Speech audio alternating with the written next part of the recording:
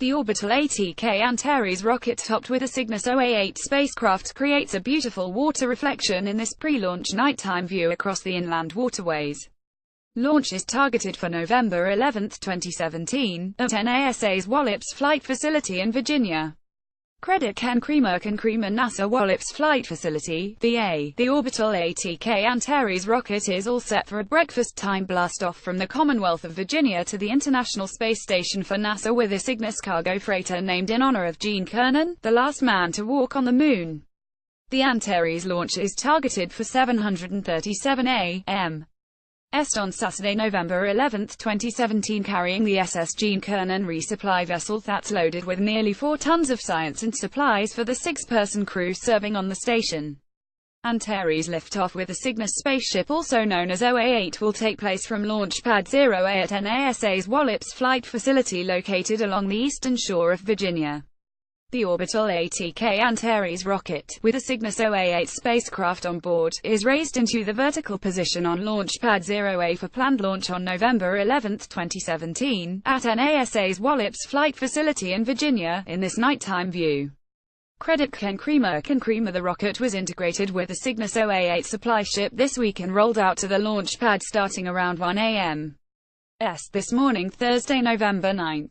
The Cygnus OA8 spacecraft is Orbital ATK's 8th contracted cargo resupply mission with NASA to the International Space Station under the Unmanned Commercial Resupply Services (CRS) program to stock the station with supplies on a continuing basis.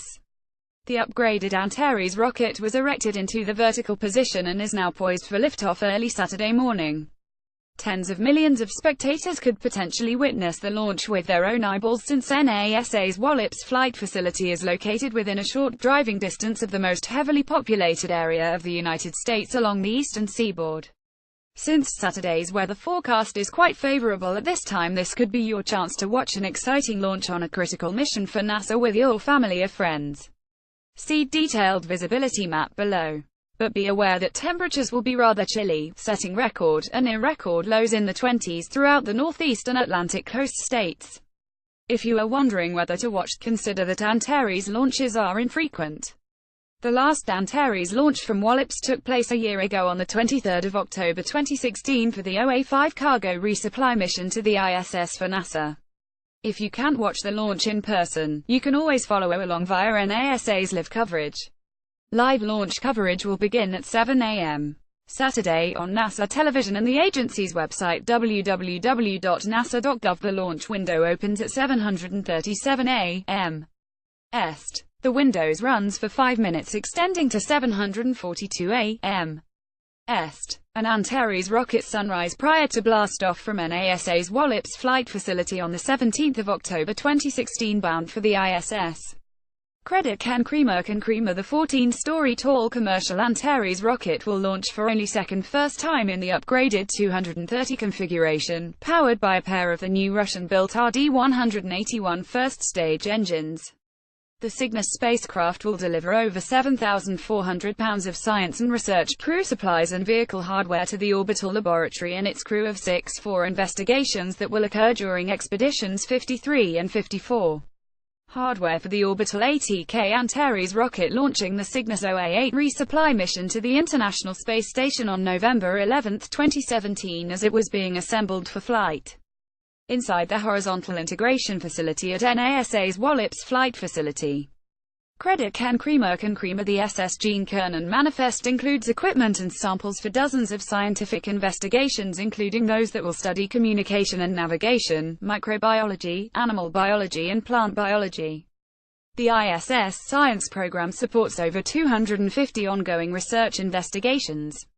Among the science, Cygnus will carry several CubeSats that will conduct a variety of missions, from technology demonstrations of laser communication and increased data downlink rates to an investigation to study spaceflight effects on bacterial antibiotic resistance. Other experiments will advance biological monitoring aboard the station and look at various elements of plant growth in microgravity that may help inform plant cultivation strategies for future long-term space missions. The spacecraft will also transport a virtual reality camera to record a National Geographic educational special on Earth as a natural life support system. Orbital ATK is proud to name the OA8 Cygnus cargo delivery spacecraft after former astronaut Eugene Cernan, said Orbital ATK. As the last human to step foot on the Moon, Cernan set records for both lunar surface extravehicular activities and longest time in lunar orbit, paving the way for future human space exploration. He died in January 2017. The last Cygnus was named the SS John Glenn, first American to orbit Earth, and launched atop Euler Atlas V in March 2017. The Orbital ATK Cygnus spacecraft, named for Sen. John Glenn, one of NASA's original 7 astronauts, stands inside the Payload Hazardous Servicing Facility at NASA's Kennedy Space Center in Florida behind a sign commemorating Glenn on March 9, 2017. It launched on April 18, 2017 on Euler Atlas V. Credit Ken Creamer, KenCreamer.com. After a 2-day orbital chase, Cygnus will reach the station's vicinity on Monday, November 13.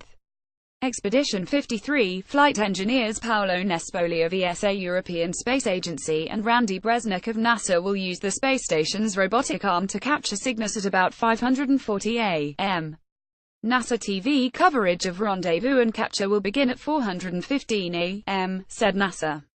After Canadarm2 captures Cygnus, ground commands will be sent to guide the station's robotic arm as it rotates and attaches the spacecraft to the bottom of the station's Unity module. Coverage of installation will begin at 7 a.m. Cygnus will remain at the space station until December 4, when the spacecraft will depart the station and deploy several CubeSats before its fiery re-entry into Earth's atmosphere as it disposes of several tons of trash. Under the Commercial Resupply Services (CRS) contract with NASA, Orbital ATK will deliver approximately 28,700 kilograms of cargo to the space station. OA8 is the 8th of these missions. Orbital ATK Cygnus OA8 mission patch. Credit Orbital ATK Watch for Ken's continuing Antares Cygnus mission and launch reporting from on-site at NASA's Wallops Flight Facility, VA during the launch campaign. Stay tuned here for Ken's continuing Earth and planetary science and human spaceflight news. Ken Creamer. The Orbital ATK Antares rocket topped with a Cygnus cargo spacecraft launches from Pad 0A, Monday, October 17, 2016 at NASA's Wallops Flight Facility in Virginia. Orbital ATK's 6th contracted cargo resupply mission with NASA to the International Space Station. Credit Ken Creamer. Ken Creamer. This map shows the visibility of the upcoming launch of Orbital ATK's CRS-8 mission from Wallops Flight Facility in Virginia, with numeric values indicating the time in seconds after liftoff. The Antares rocket and Cygnus spacecraft may be visible. Credit NASA's Orbital ATK Antares, Apollo 17, Commercial Resupply Services CRS, Cygnus cargo vessel, Cygnus OA8, featured, Gene Cernan, International Space Station ISS, NASA, NASA TV, NASA Wallops, Orbital ATK. CRS-8, SS Gene Cernan.